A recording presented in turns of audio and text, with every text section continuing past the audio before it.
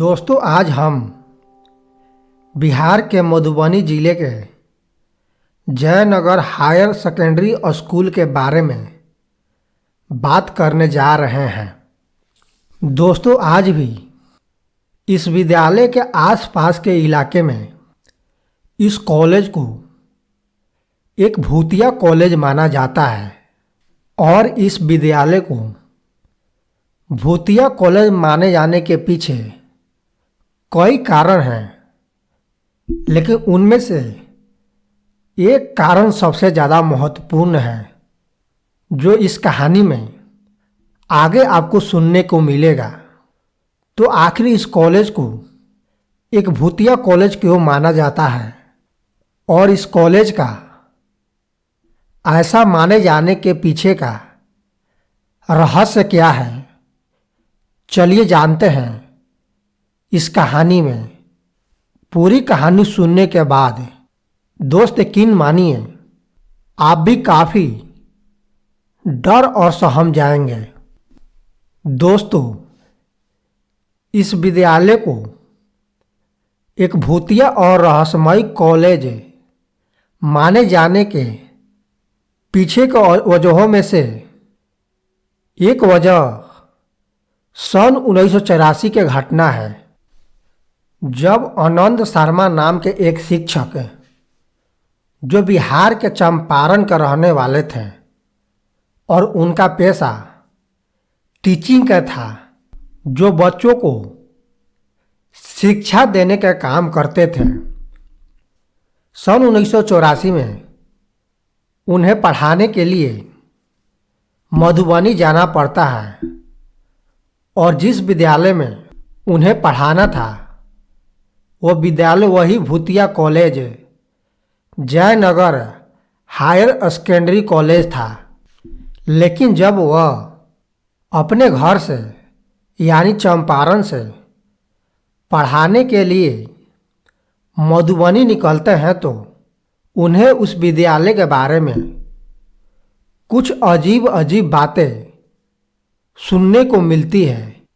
एक बार जब वह मधुबनी स्टेशन से एक टैक्सी में उस विद्यालय की ओर जा रहे होते हैं तो उस टैक्सी का ड्राइवर उन्हें बताता है कि साहब, उस विद्यालय में आप रात को मत रुकिएगा, क्योंकि उस विद्यालय के बारे में कहा जाता है कि रात में जो भी शख्स उस विद्यालय में रुकता है तो उनके साथ कुछ बुरा हो जाता है।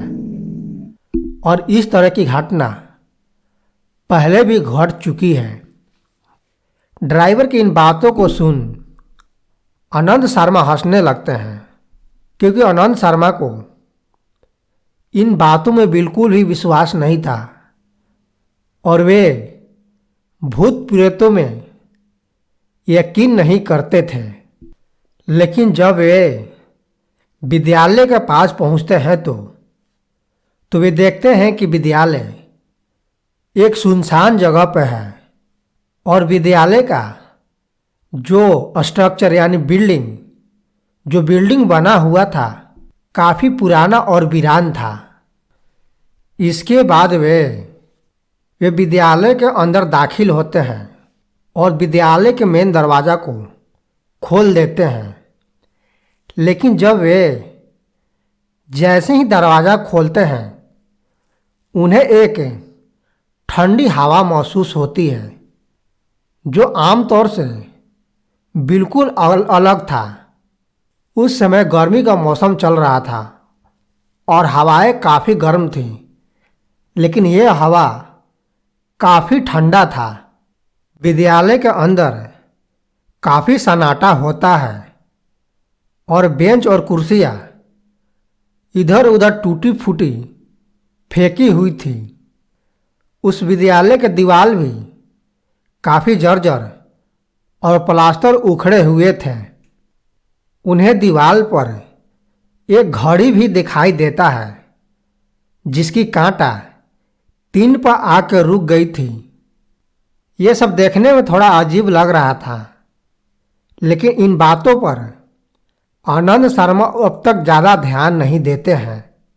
इसके बाद आनंद शर्मा अगले दिन से विद्यालय में पढ़ाने का फैसला करते हैं और अगली सुबह उन्हें गांव के आसपास के लोगों से यह मालूम चलता है कि उनसे पहले जो शिक्षक यहाँ पढ़ा रहे थे वे अचानक एक दिन लापता हो जाते हैं और उसके बाद उनका अब तक कुछ भी पता नहीं चल पाया है। लेकिन आनंद शर्मा उन लोगों की बातों पर भरोसा नहीं करते हैं। उन्हें इन चीज़ों पर यकीन नहीं था। लेकिन अगली रात जब आनंद शर्मा विद्यालय में सोने का फैसला करते हैं तो रात में अचानक उन्हें घड़ियों को टिक टिक की आवाज़ सुनाई देती है। वे विद्यालय के प्रांगण में आकर उसी घड़ी को देखते हैं जो दीवार पर टंगी हुई थी। लेकिन इस समय यह घड़ी अपने आप चल रहा था। तभी उन्हें अचानक एक आवाज़ सुनाई देता है। उन्हें ऐसा लगता है कि कोई उनका आनंद नाम लेकर पुकार रहा है। वे पीछे मुड़ते हैं और जिधर से आवाज़ आ रही थी उधर जाकर देखने लगते हैं, मगर उधर उन्हें कोई भी नहीं दिखाई देता है। ये सारी अजीब घटना जो उनके साथ घट रही थी, वे इसे अपना थकान समझते हैं। उन्हें ऐसा लगता है कि लंबी दूरी की यात्रा करने की वजह से उन्हें कुछ ऐसा मनोभ्रम हो गया है। तभी उन्हें इस तरह की आवाज़ें सुनाई दे रही है। लेकिन उन्हें पता नहीं होता है कि उनके साथ क्या हो रहा है और उनके साथ आगे क्या होगा। फिर वे अगले दिन विद्यालय में बच्चों को पढ़ाने के लिए आते हैं। उस विद्यालय में जो भी बच्चे पढ़ने आए थे वे ज़्यादातर गरीब और किसान के बच्चे थे जो किसी प्राइवेट और दूसरे कॉलेज में नहीं जा सकते थे। इसलिए मजबूरी में वे इस भूतिया और डरावने कॉलेज में पढ़ने आया करते थे। लेकिन पढ़ाने के दौरान ही उनके साथ एक अजीब घटना घट जाता है। दरअसल पढ़ाने के दौरान ही आनंद शर्मा के हाथों से एक पुस्तक नीचे गिर जाती है। तब वे आगे के एक बच्चा जिसका नाम मनोज होता है उसे उस बुक को उठाने के लिए कहते हैं।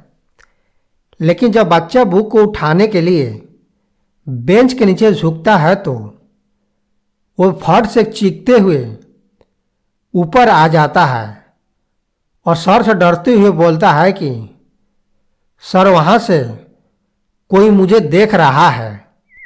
फिर आनंद शर्मा फटाक से बेंच के नीचे झांक कर देखते हैं, लेकिन वहाँ पर कोई नहीं होता है। आनंद शर्मा को लगता है कि यह बच्चा कोई शरारत कर रहा है। लेकिन कक्षा समाप्त होने के बाद आनंद शर्मा ने बच्चों से इस स्कूल के इतिहास के बारे में पूछा, लेकिन डर के मारे किसी भी बच्चे को बोलने की हिम्मत नहीं हुई। तब एक सुनीता नाम की लड़की आनंद शर्मा का कानों में धीरे से कहती है कि गुरुजी यह स्कूल अच्छा नहीं है। यहाँ रात को अजीब अजीब सी आवाज़ें आती हैं। फिर अगले कुछ दिनों तक विद्यालय में सब कुछ सामान्य रहता है। आनंद शर्मा बच्चों को पढ़ाने में मन लगाकर मेहनत कर रहे होते हैं। लेकिन धीरे धीरे अब रात में अजीब अजीब घटनाएं घटनी शुरू हो गई थी। एक दिन जब रात में आनंद शर्मा सो रहे होते हैं तो तभी उन्हें स्कूल के पुराने गलियारे से ठक ठक की आवाज़ सुनाई देती है। इन आवाज़ों से ऐसा महसूस हो रहा था कि जैसे कोई शख्स जूता पहनकर गलियारों में चल रहा हो। फिर आनंद शर्मा एक टॉर्च लेकर उन आवाज़ों को पीछा करते हैं, लेकिन जब वे विद्यालय के मुख्य कक्षा में पहुंचते हैं तो ये आवाज़ अचानक बंद हो जाती है। फिर वे पलटकर सामने वाले बोर्ड पर देखते हैं तो उन्हें बोर्ड पर खून के लाल निशान दिखाई देते हैं। ये लाल निशान खुद ब खुद कुछ लिख रहे होते हैं, जिसमें यह लिखा जाता है कि यहाँ से चले जाओ, नहीं तो तुम्हारा भी अंजाम वही होगा। जब आनंद शर्मा यह पढ़ते हैं तो उनकी दिल की धड़कन काफ़ी तेज हो जाती है, लेकिन आनंद शर्मा इस समय भी थोड़ा हिम्मत से काम लेते हैं और वे सोचते हैं कि यह भी किसी का शरारत हो सकता है। लेकिन ये खून के निशान अचानक धीरे धीरे अब मिटना शुरू हो जाता है। फिर अगले दिन वे गांव के सरपंच से इस विद्यालय के इतिहास के बारे में जानने की कोशिश करते हैं। गांव के एक सरपंच उन्हें बताता है कि आज से करीब 20 साल पहले इस विद्यालय में स्वरूप मिश्रा नाम के एक शिक्षक को कुछ बच्चों ने गलती से एक कमरे में बंद कर आग में जला दिया था। आग में जलते समय वे चीखते रहे, चिल्लाते रहे, लेकिन आग की लपटें इतनी फैल चुकी थी कि कोई उन्हें बचाने नहीं गया। और तब से ऐसा माना जाता है कि राम स्वरूप मिश्रा की आत्मा अब भी इस विद्यालय में वास करती है। आनंद शर्मा को अब धीरे धीरे इन पुरानी बातों पर विश्वास होने लगा था। उन्हें ऐसा महसूस होने लगा था कि जरूर इस विद्यालय में कोई भूतिया आत्मा है। एक रात जब वह पुराने रिकॉर्ड देख रहे होते हैं तो अचानक कमरे की खिड़कियां अपने आप बंद हो जाती है। टेबल पर रखे किताब भी अपने आप पलटने लगते हैं।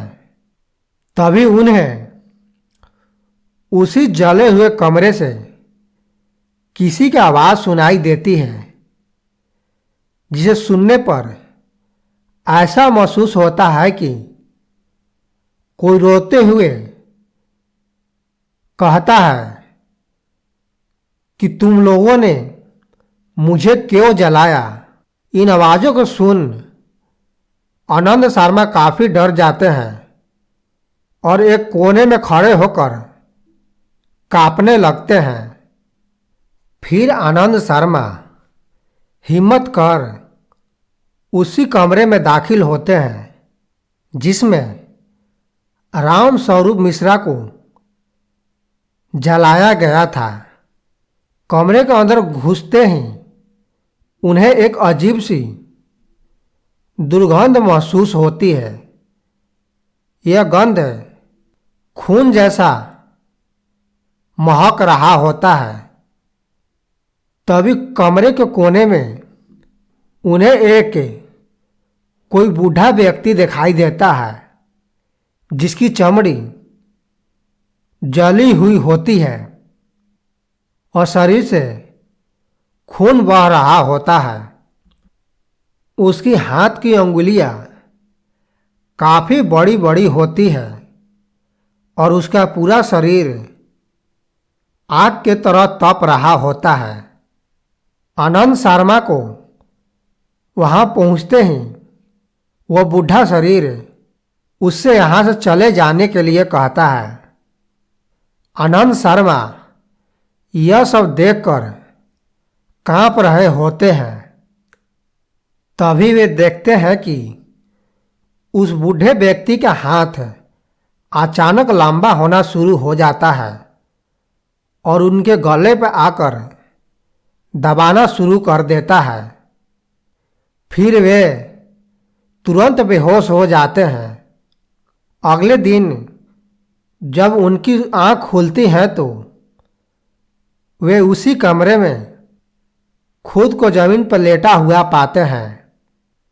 इस दिन के बाद आनंद शर्मा उस विद्यालय को हमेशा हमेशा के लिए छोड़ देते हैं और वह विद्यालय आज भी सन 1984 से मधुबनी जिले में ऐसे ही बंद पड़ा हुआ है और पहले से ज़्यादा काफ़ी वीरान हो गया है। दोस्तों, यह स्टोरी आपको कैसी लगी कमेंट कर ज़रूर बताएं और ऐसे ही कहानियाँ और सुनने के लिए चैनल को सब्सक्राइब कर लें।